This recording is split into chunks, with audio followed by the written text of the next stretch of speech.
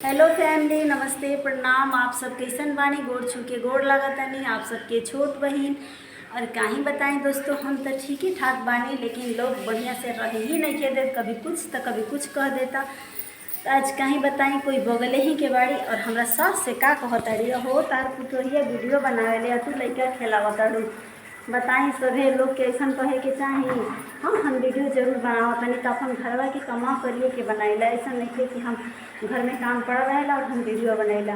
खाना पानी जो भी घर के वर्क रहेला, झाड़ू पोछा बच्चन के देखना, ओकरा बादे हम अपन काम करेला। हाँ, वो वीडियो बनाए में कितना टाइम लागेला? बस 10 से 5 मिनट लागेला।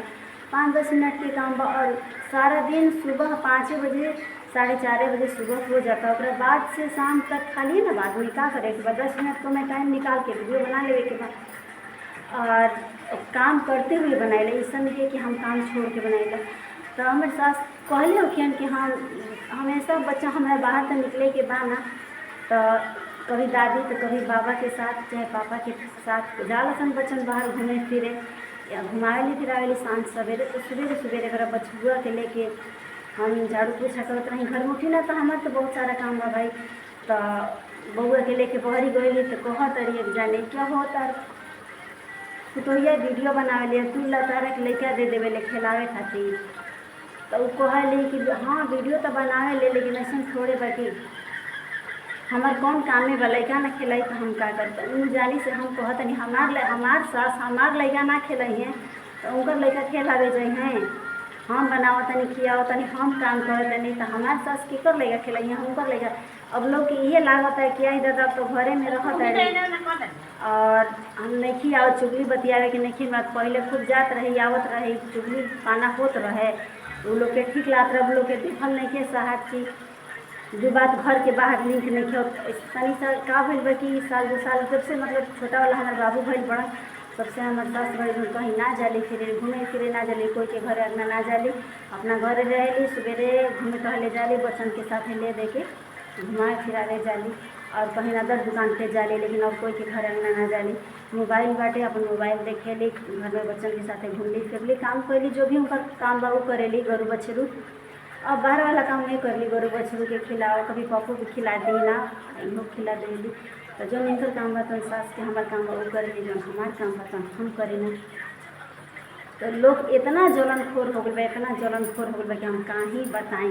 हम सोचत तनी कि ना बोली, लेकिन लोग मुंह में उंगली डाल के बोलवावता। आप सब बताएं जाए कोई कुल आदमी के का करे के चाही, घर में आवे देवे के चाही कि घर में बैरियर ला। हम तो सोचले बानी कभी आई हैं तो उनका मुँह पे हम बोलब चाहे हाँ भले सामने होखी चाहे ना। अभी तो मैंने सबके सामने हम ना होखी ना, चाहे कि हमें सासे बतियाई ना बोली नहीं, कोई भी आवेला तो उन्हीं के बोली ना बतियाई ना, सामने उठी ना बैठी ना, हम हट जाए ना। लेकिन हम सोचले बानी कि अगर वो आदमी हमारे घरे कभी आ जाए तो उनका के हम जरूर बोलब जवाब दे। अभी सबके समय आई सास बने के, सबके पुतोह बने, सबके पतोह आई। आ जौन जानी दूसरा की पुतोहिया के ढेर ताक झाक करेला नो, चर्चा में रहेला, ओकर पुतोहिया और बेबक्कल होखेली सन। हम कि थोड़े बाकी आदमी जी तो देखबे करी कि केकर पुतोह कितना निमन बिया, का करतिया ना करतिया। तो ऐसा बातें लोग कह देता लोग, तनी दिमाग टेंशन में हो जाता। और कहीं बताएं नहीं तो और सब घर परिवार में हमारा ठीक ठाक बा, घर परिवार सब ठीक ठाक बा, माता रानी की कृपा से बच्चा भी ठीक बड़ा सा। हमार सासू माँ, हमार ससुर जी, हमार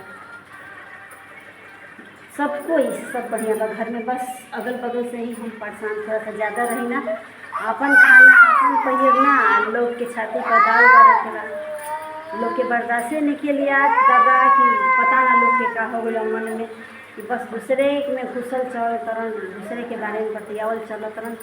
इतना ना आजकल जलन पूरी दुनिया हो गई बना, अपन छुपावे लन लोग और दूसरा के उधारे लन। वैसा लोग से बहुत दूरिया बढ़ावे के बाद और कहीं बताएं एकदम हाड़ बढ़ावे के बाद, दुनिया में हाड़ बढ़ावे के बाद ऐसे कुल आदमी से बोलना चालना ही बताएगा। हम तो घर में रही ना, हम तो ना बोलन चल जाए, लेकिन हमें करना